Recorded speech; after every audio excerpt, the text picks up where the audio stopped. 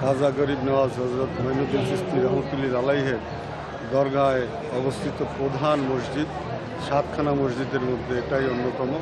এখানে এখনও 5 ওয়াক্ত নামাজ হয়। প্রতি ওয়াক্তে হাজার হাজার লোকে পরিপূর্ণ হয়ে যায় মসজিদে, কোনো তিল ঠাই থাকে না নামাজীদের জন্য।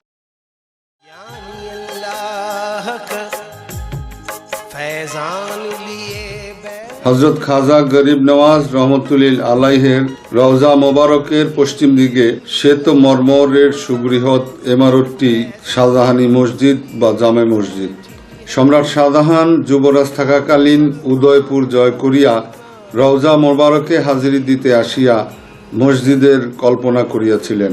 সিংহাসনে বসিয়া তাহার কল্পনা বাস্তব রূপ দিবার জন্য তিনি নির্দেশ প্রদান করিলেন।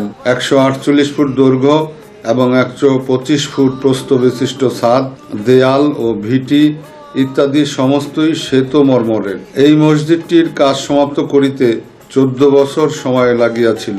দীর্ঘায়ত প্রশস্ত প্রাঙ্গণের 3 দিকে শ্বেত পাথরের 5 দরওয়াজা বিশিষ্ট দেওয়াল, প্রাঙ্গণটির দৈর্ঘ্য ও প্রস্থে যথাক্রমে 53 ও 56।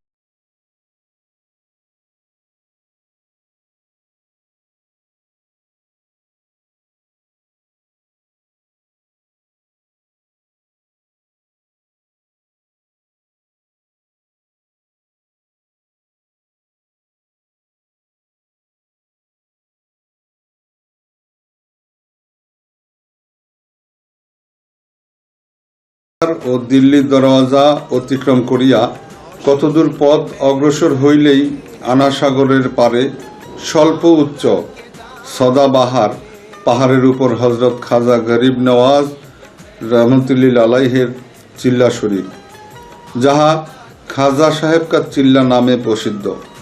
হজরত খাজা গরিব নওয়াজ আজমির আগমনের পর প্রথম এই পাহাড়ের উপরই বাস করিতেন। এই স্থানে পাথরের পাহাড় কাটা একটি গম্বুজের ভিতর বিদ্যমান তাহার ইবাদত করার একটি পাথর এবং অপরটি তাহার আরাম করার পাথর বলিয়া কথিত। অসংখ্য জিয়ারতকারী শ্রদ্ধাভরে এই মহাপবিত্র স্থানে যাইয়া দরুদ শরীফ ও সূরা ফাতিহা, সূরা ইখলাস এবং কোরআন শরীফ পাঠ করিয়া উহার সওয়াব হযরত খাজা বাবার রূহ মরম্মরায় প্রতি নজর ও উৎসর্গ করেন। ইহা দোয়া কবুল হইবার স্থান। চিল্লা শরীফের যেদিকেই তাকাইবেন শুধু কবর আর কবর। এইগুলি বড় বড় পীর, আউলিয়া ও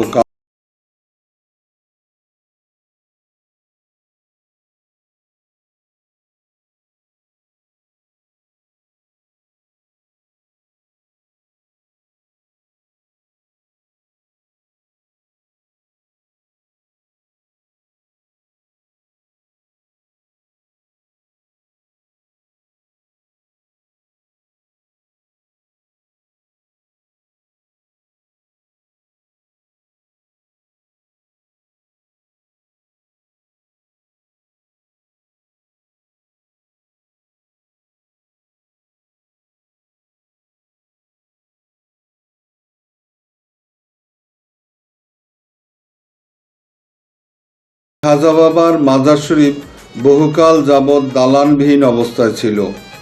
আস্তানা শরীফ নির্মাণের সর্বপ্রথম সৌভাগ্য লাভ করেন মালওয়ায়ের সুলতান মাহমুদ খিলজি। তৎপর সুলতান গিয়াসউদ্দিন খিলজির সাহায্যে হজরত খাজা হুসাইন নাগরী রহমতুল্লাহ আলাই মাজার শরীফ নির্মাণ করেন। অতঃপর সম্রাট শাহজাহান, তদীয় কন্যা জাহানারা বেগম, সম্রাট জাহাঙ্গীর, সম্রাট আকবর ও পৃথিবীর অন্যান্য রাজা, বাদশাহ, আমির, ওমরা ও ধনাঢ্য ব্যক্তিগণ ইহার বিস্তার সাধন ও সৌন্দর্য বর্ধন করেন। খাজা বাবার রওজা মোবারকের গম্বুজ শরীফ শ্বেত মর্মরে নির্মিত, অতুলনীয় সৌন্দর্যের স্বাক্ষর বহন করে। রামপুরের নওয়াব মরহুম হায়দার আলী খান সোয়ামন স্বর্ণ দ্বারা কলস নির্মাণ করিয়া গম্বুজ শরীফে সংস্থাপন করিয়াছেন। ইহা ছাড়াও অনেকগুলি স্বর্ণ কলস শোভা পাইতেছে। ইহাতে গম্বুজ শরীফের শোভা বহুগুণ বৃদ্ধি পাইয়াছে। এই গম্বুজ শরীফের নজির উপমহাদেশের কোথাও পরিলক্ষিত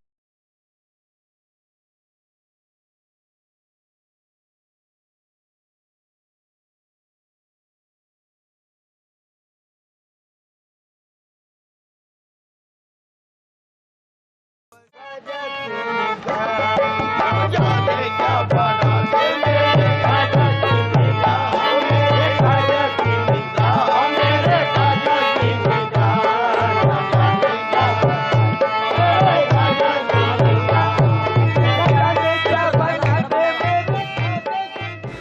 প্রতি হজরত খাজা গরিব নওয়াজ রহমতুল্লিল আলাইহের আধ্যাত্মিক অনুরাগ ছিল। তিনি সেমা অর্থাৎ সুমধুর, সুররাজি ও মনোহরা রাগ রাগিনী এবং মারেফতি গজলকে আল্লাহ পাকের নিগুড়তম রহস্য বা আসরারে এলাহি বলিয়া জানিতেন। তাহারা সেমা শ্রবণ করিয়া বেখোদ হইয়া যাইতেন, অর্থাৎ জাতে পাকে বা তাজাল্লিয়ে জাতে এবং এশকে এলাহিতে অস্তিত্ব হারাইয়া ফেলিতেন ও আল্লাহর হুজুরি বা নৈকট্য লাভ করিতেন। অধিকাংশ বিখ্যাত আলেম ও পীর মাশায়েখগণ তাহার সেমার মাহফিলে হাজির থাকিয়া ফায়েজ গ্রহণ করত, আধ্যাত্মিক উন্নতি লাভ করিতেন।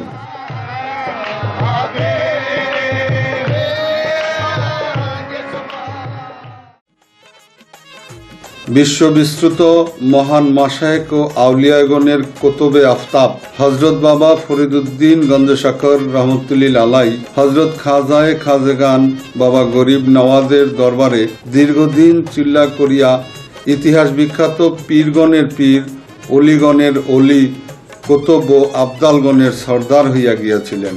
এই সুবিখ্যাত মহানতম সাধকের চিল্লাস্থান সন্দলি মসজিদ সংলগ্ন পশ্চিম দিকে এবং হজরত খাজা বাবার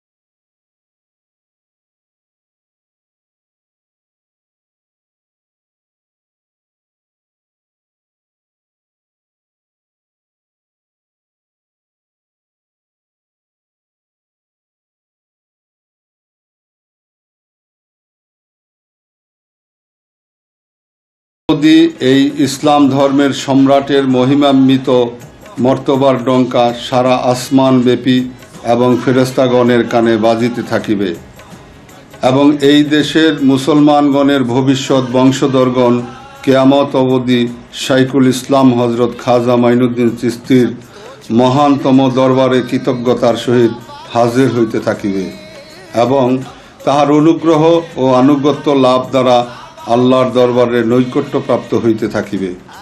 আর মানুষ তাহার মহব্বত ও ভক্তির উসিলায় পরিত্রাণ লাভ করিয়া বেহেস্ত লাভ করিবে। তাই হজরত সুলতানুল হিন্দ শাহেনশাহ চিস্ত খাজা বাবা গরিব নওয়াজ নিঃসন্দেহে হিন্দুস্তানের সর্বপ্রথম ও সর্বশ্রেষ্ঠ ঐশী শক্তি সম্পন্ন ধর্মীয়, সামাজিক ও রাজনৈতিক পরিত্রাতা বা পতিত পাবন। অবশেষে বিশাল কর্মময় জীবনের অবসান ঘটিয়ে আধ্যাত্মিক সম্রাট হিন্দন অলি হজরত খাজা গরিবে নওয়াজ রহমতুল্লিল আলাই হিজরি 633 সন মোতাবেক 1236 খ্রিস্টাব্দের 5ই রজব দিবাগত রাত অর্থাৎ 6ই রজব সোমবার সুবহি সাদেকের সময় তার মাওলায় হাকিকি রফিকে আল্লাহর সান্নিধ্যে গমন করেন। তখন তার বয়স হয়েছিল 97 বছর।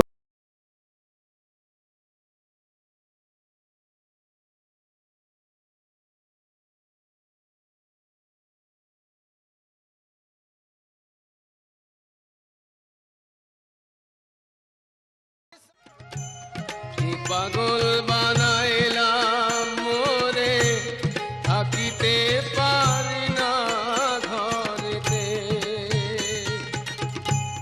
তাই তো